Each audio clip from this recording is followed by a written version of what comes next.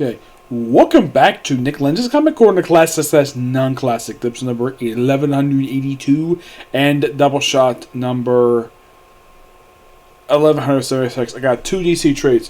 One is actually a story arc done by a writer who was notorious doing Batman work. Yeah, it's Batman trade. That was a Green Arrow trade. But this is something from the original, from the second volume for the Green Arrow series. Let's discuss these two trades. First up, it is Batman Gothic. Written by Grant Morrison, artwork by Klaus Johnson. This technically was the first story arc. Well, it's not exactly the first Batman book he's worked on. He did a text story for one of Batman named, but technically this is the earliest Grant Morrison story. Though, if you're familiar with Grant Morrison's work in the last several years, this doesn't feel like his normal work at all. Though this came out in the early 90s. Yeah, this is basically a collection. This collects Batman and Legends Dark Knight issues 6 through 10. Taking place during one of the early years Batman. What year? I don't know. The thing with this... Okay, this came out in... Yeah, 1990.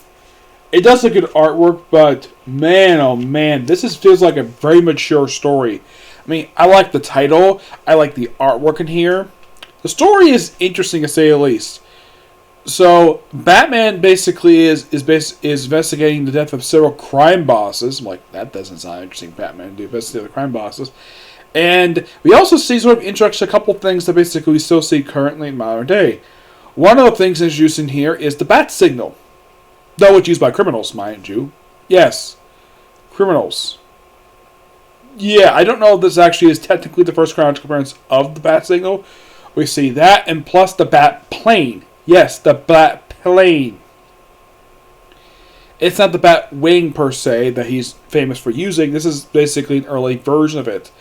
And the person who's killing these people is his old schoolmaster, who apparently was a very abusive schoolmaster. Yep, and it's revealed that this guy is actually immortal. He has been killing children for over 300 years. Also, the thing is, these crime bosses, the reason why he was targeting them, because they killed him 20 years prior, due to the fact that police were suspecting them of these child killings. I'm not kidding about that. The police suspected crime bosses to deal with child killings. I mean, the thing with gangsters, they're not really interested in killing children. I mean, they kill their own enemies or for their own profit, but killing children, the way this guy was doing it, yeah, that's not something crime bosses do. And I'm thinking, yeah, this is before GCPD was taken over by Commissioner Gordon, where this is probably in a period of time when the police force was heavily corrupt. Like, the corruption was like very high, almost at its peak. So it turns out, though, when they meet at church, they mention the name Gothic is dropped via basically some of the architecture Gotham is known for, being very Gothic. So he battles basically the serial killer at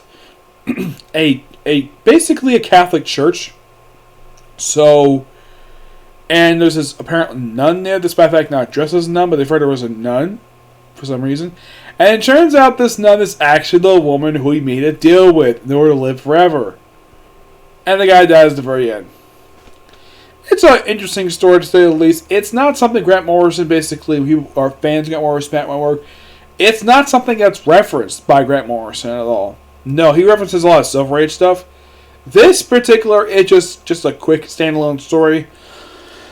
It doesn't really affect much anything when it comes to Batman, but aside from Batman himself and Alfred, and seeing, of course, the bat signal and the bat plane per se, not a lot of stuff, like, there's no Batman villains here.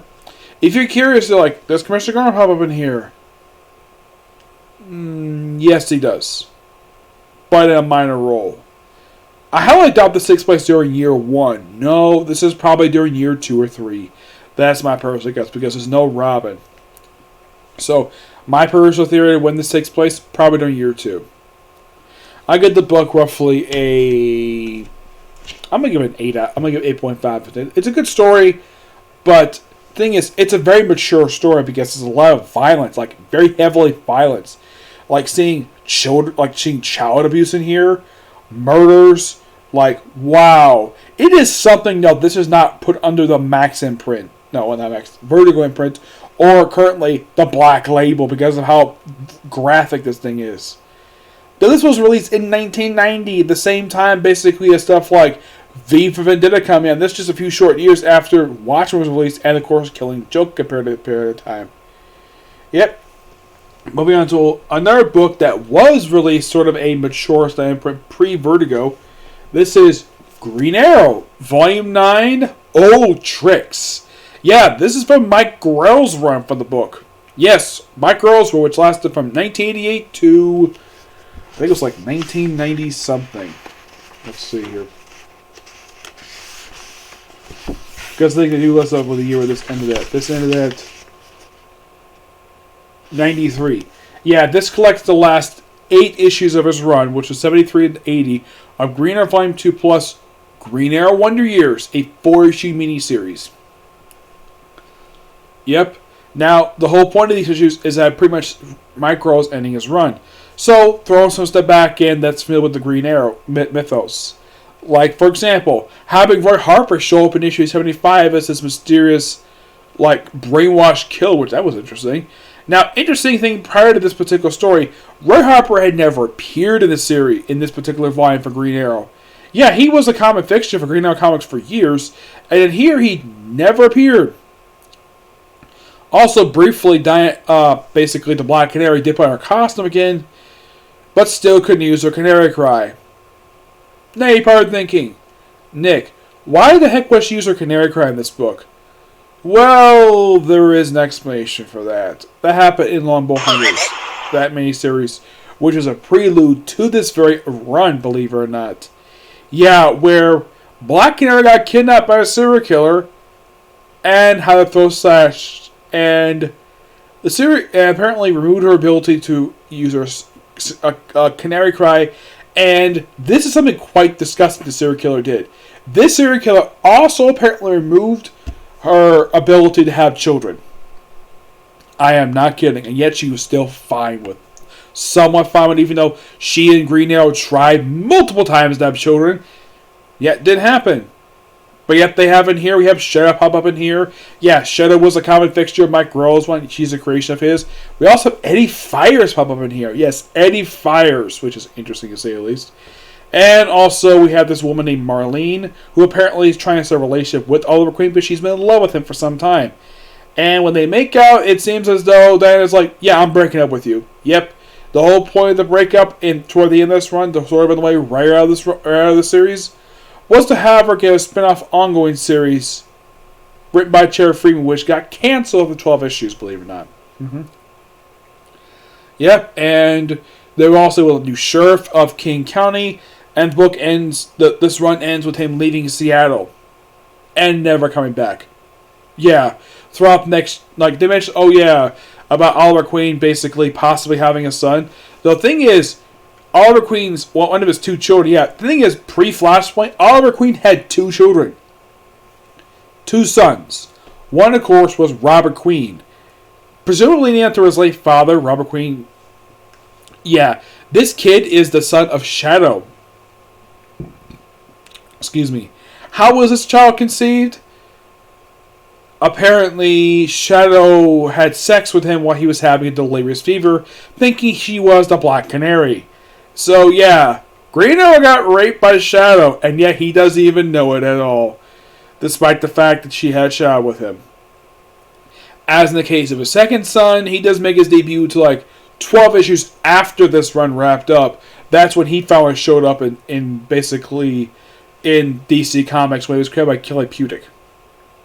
Mm-hmm. Wonder Years is simply put kind of in a way something similar to Green Arrow Year 1, but told by Mike Grell's perspective. Also, he had this thing where he wrote this book that I hate. That it's like, okay, let's write it where he hates his code name. Yes, Oliver Queen hates his own code name for reasons. The whole thing with Eddie Fires in here is that the reason why he's here because Mike Grell frequently had him appear throughout this whole run. Yeah, he was a recurring character. Yeah, this is a creation of his where he just frequently popped up here and there. And mostly he was used for summer stories, basically like these summer-like crossovers. That was really the whole point of it. Here was to shut down some terrorist training facility in Idaho, of all places. Yes, Idaho. Which Green Arrow got some flack for, but look enough he got off from it, basically due to the fact that he was shutting down an actual terrorist operation. He was briefly arrested, twice, mind you, though he got released, though he left town anyways to start his road trip storyline, which was basically done by a series of writers over the course of 12 issues. Yes. This book is actually pretty good. I do like the book itself. The artwork in here, now, when this one started, we had Dan Jurgens on the artwork. Here, Dan Jurgens is nowhere to be seen. This artwork is done by several different artists in here. Mike Grell himself, who does the Wonder Years miniseries. I don't know why I did it for. We also have Rick Hamburg, Bill Moran, Shia Antapacia. The cover art was all done by Mike Grell. Yeah, this is Mike Grell artwork. To the end of Mike Grell's series is good. Give this book roughly a 9.5 out of 10. And yes, I will be reviewing more Green Arrow stuff from this era of Green Arrow comic books. Now, how am I going to track him down? I don't know. Now, funny thing about this book, I got this book from Ollie's. I was surprised they even had this book. This book, original cover price is $25. I got this book for $5. And kind of the same thing with this one here. The original cover price for this, $25. Got this for $5 as well. Yeah, paying $20 less than the actual cover prices, which I like that. Now, would I get that for the other trades? I don't know. Now, this is technically one of 8 volumes. I just happened to find this one at Ollie's when I was there yesterday. The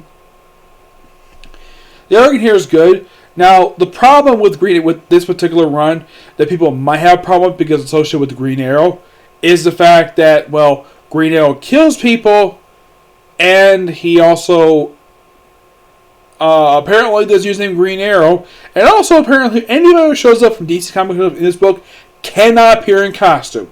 Oh no, Mike Grell wrote it when he never appeared in costume, like they had Hal Jordan pop up here a few times. And what did he do? Did he appear in costume? Nope. Just basically appeared in his flight suit. No costume. But yeah, Green Arrow can appear in his costume, no problem. And throughout this whole run, not once is Green Arrow referred to by his code name. He's only referred to as simply Oliver Queen. Yeah, that's a slight problem a lot of people have with it. My biggest problem with this run is the fact, no mask. Yes, Oliver Queen never wears his mask throughout the entire... He does wear in the Wonder Years a very skinny Domino mask, but his classic Domino mask he's not wearing, yeah, he doesn't wear it at all, which I think is quite stupid for him to do. But yeah, that's it for this particular review. Stay tuned for my next comic corner, which I'm discussing 2 women from the Batman comics. One, of course, and they're both lesbians. But these are popular ones, mind you, okay? See you next video. Bye.